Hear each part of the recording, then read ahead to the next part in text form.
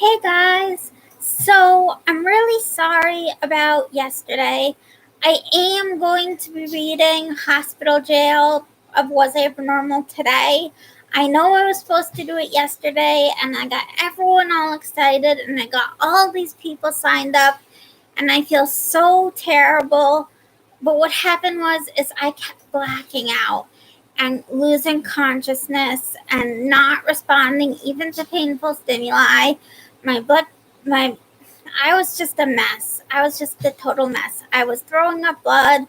I didn't want to go to the hospital because they just examine you and send you home, or they admit you and you're there for forever. And neither option sounded good to me. So I decided I wasn't going to go to the hospital. I think it was just a Mallory Weiss tear, which I've had before. So I took extra protonics and I didn't vomit up any more blood. So I think I'm good. I just don't feel well. I have another UTI, but I'm not on antibiotics yet because we're waiting for cultures. I'm just really sick right now. But the show must go on, and I promised you guys Hospital Jail. So we're going to start off reading about From Was I Ever Normal from chapter 20, where Cassie had been dying to try to get into a psych unit because she thought that if she got into a psych unit, they'd be able to help her and it would be the answer to all of her issues. And she'd finally have someone to believe her and help her get rid of the voices that were tormenting her day and night. So she overdosed on Benadryl and was in the pediatric ICU, and then she was on the pediatric floor, and this is where we left off. Things got rather choppy. I remember opening my eyes once, and Mom was sitting by the bed. I had straps holding my wrists, ankles, and torso down to the bed. The straps were uncomfortable. They made me feel trapped. Everything in my brain was slow and hazy. I sluggishly tried to squirm and get free. I remembered I'd gotten free before. This time, my struggles just tired me out. Shh, my mom told me, putting a soft and gentle hand on my shoulder again. Let those strings stay there for now. You don't want to get any more shots. I think they gave me too many shots, I managed to say, in a voice that was hoarse from screaming and crying. They were giving you a medication called Ativan. The problem is that Ativan is related to Klonopin, the one you had the horrible reaction to, and they didn't realize that every shot they gave you was making you more and more agitated. They finally gave you a different shot to counteract all the Ativan. I nodded. Why did people in hospitals keep screwing things up for me? Maybe I didn't really want to go to another hospital. Maybe it was just going to make things worse. I didn't want to think about that. My brain felt dulled over anyway. I just shut my eyes again.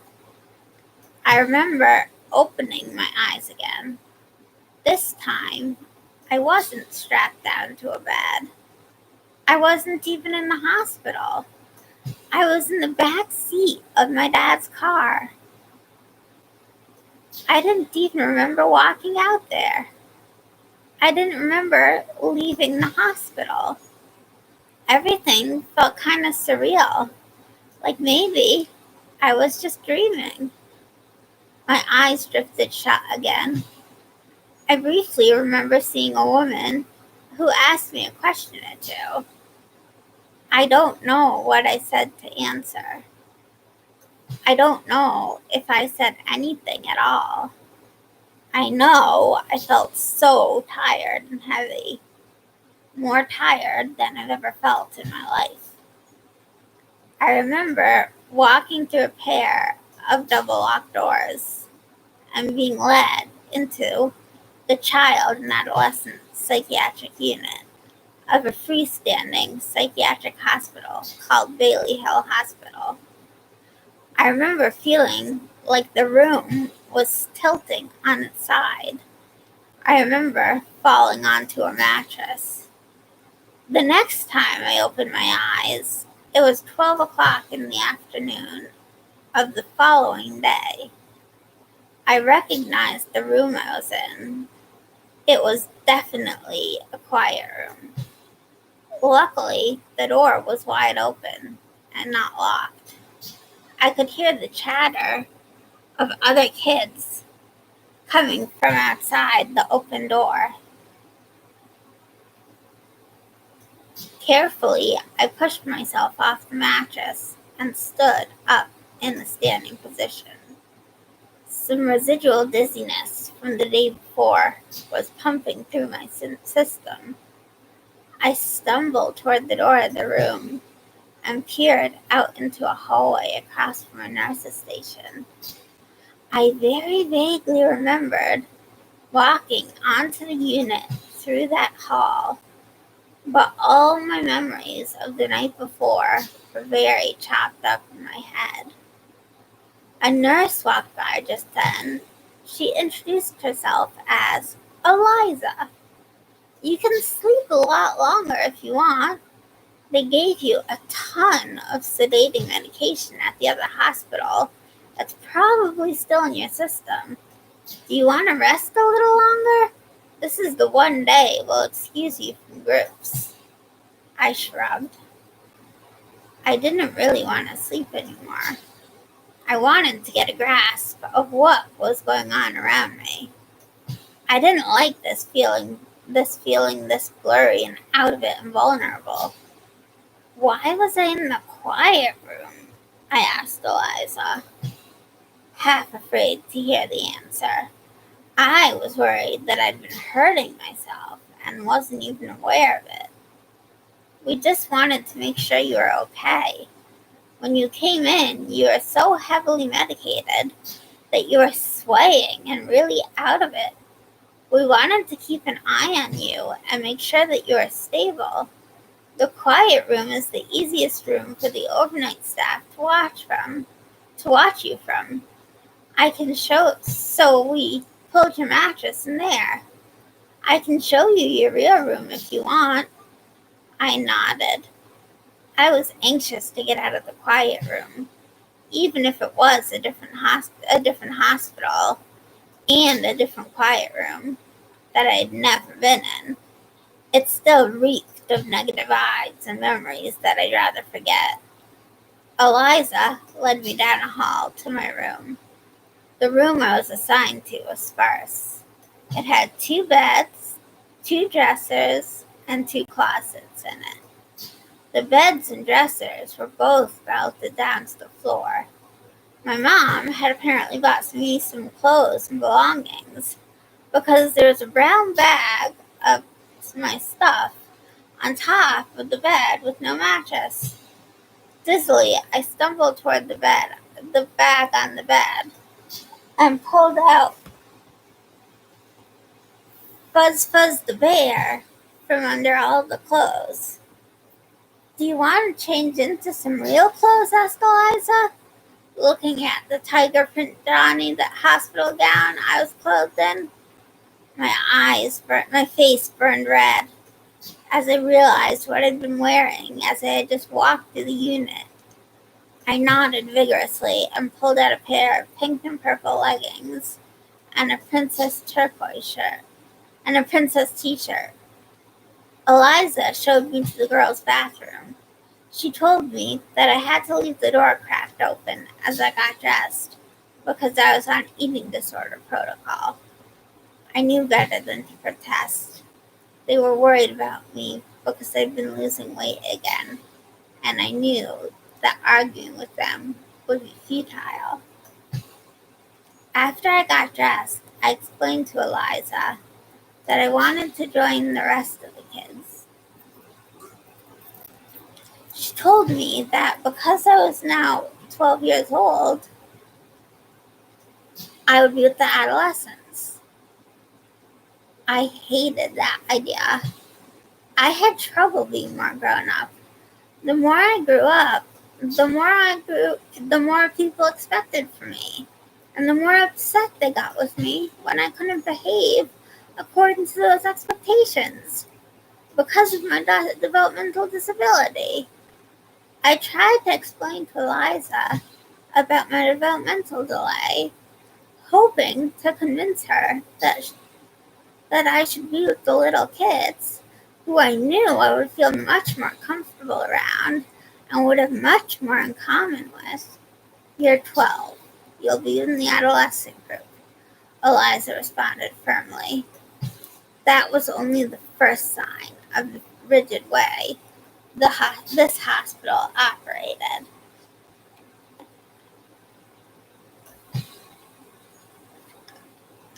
I just nodded, said okay to her, and chewed my bottom lip ragged. My psychiatrist there didn't really listen to me either. His name was Dr. Nolan. He wanted to know about my depression.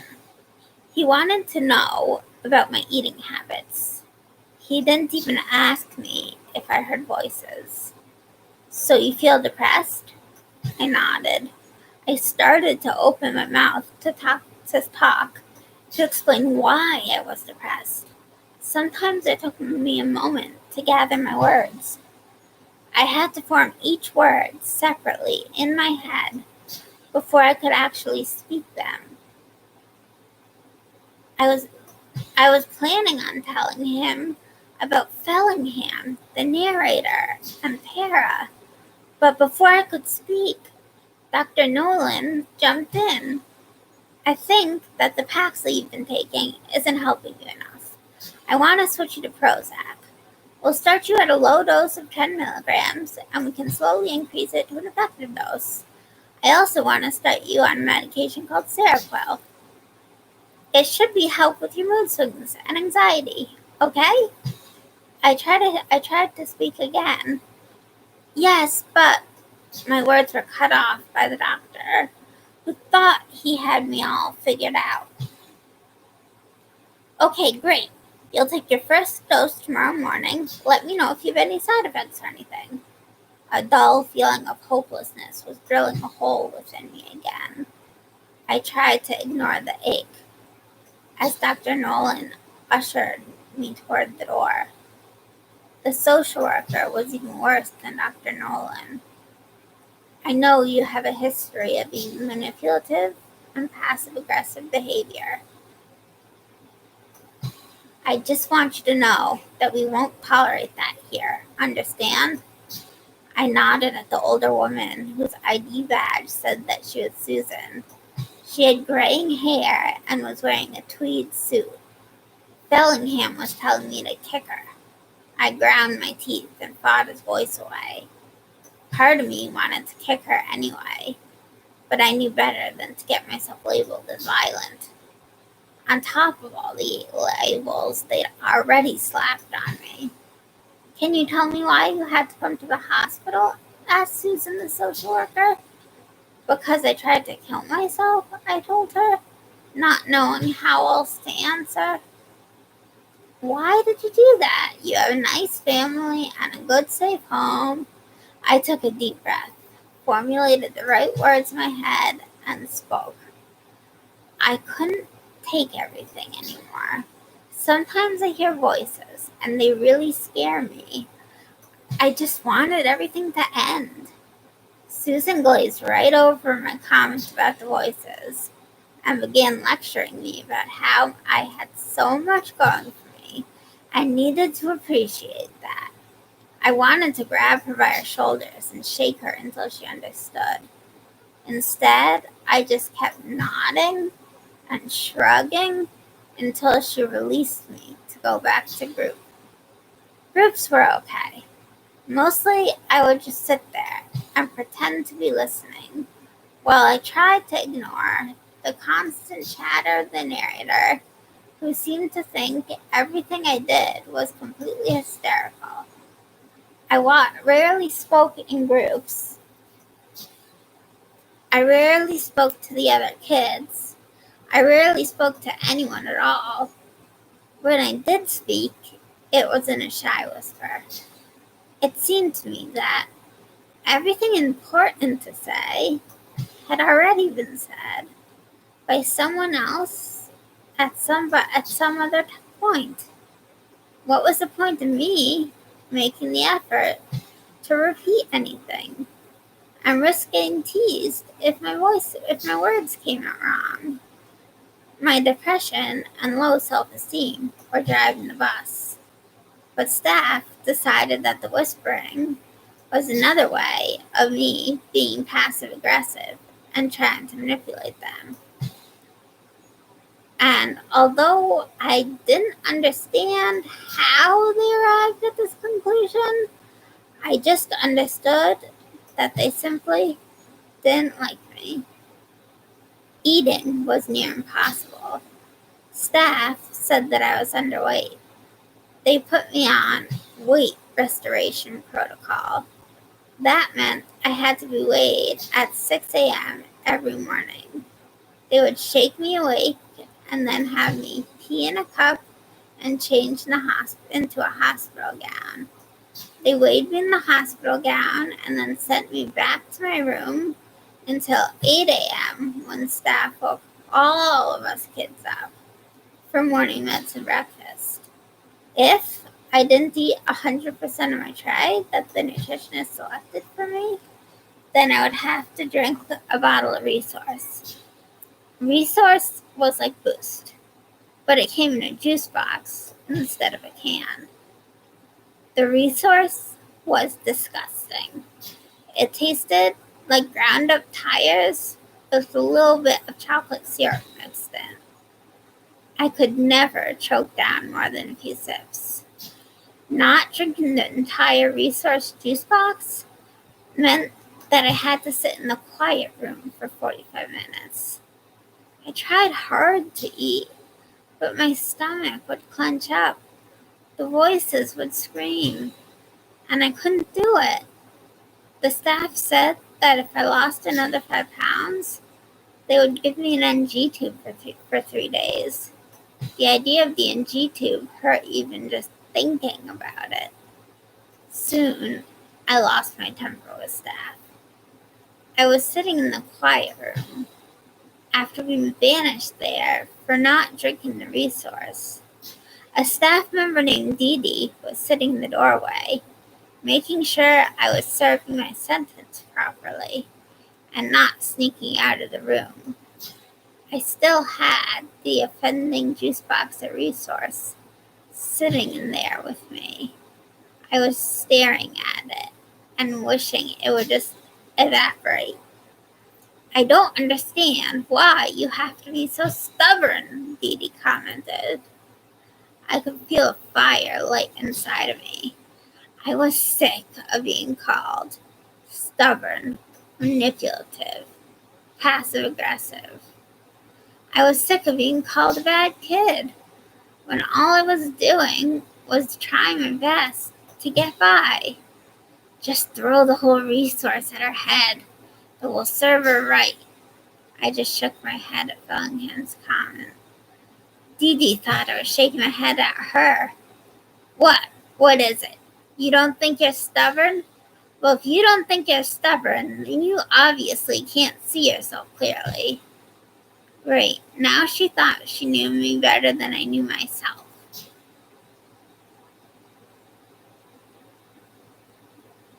Everyone seemed to think they knew me better than I knew myself. I couldn't take it anymore. Suddenly, Dee Dee seemed to be the epitome of everything bad and painful that had happened in my life and that was still happening. That's right, she's evil. You'll be doing her a favor by throwing the Resource at her head. You might knock some sense into her. Go on, pick it up, gather all your anger, and chuck that thing at her. I was too angry to think about consequences. I was too emotional to resist Fellingham. I was too sick of everything to stop myself. Picking up the full container, I did exactly what Fellingham had suggested. I threw all my thoughts of everything bad and unfair in my life, and I hurled the resource straight at Dee Dee's head. As soon as the carton of resource left my hand, I knew I had made a mistake. Fellingham was laughing hysterically. You see, you really are a loser. You really are a bad kid. They were all right. You fell into temptation. You fell right into my trap. You are Eve, and you bit the apple. Now you will be banished into the Garden of Eden. And that is where I'll end this live stream. Hope you enjoyed it. I'll read the next chapter in the next few weeks. For now, I'm going to finish here. Love all you guys. Bye.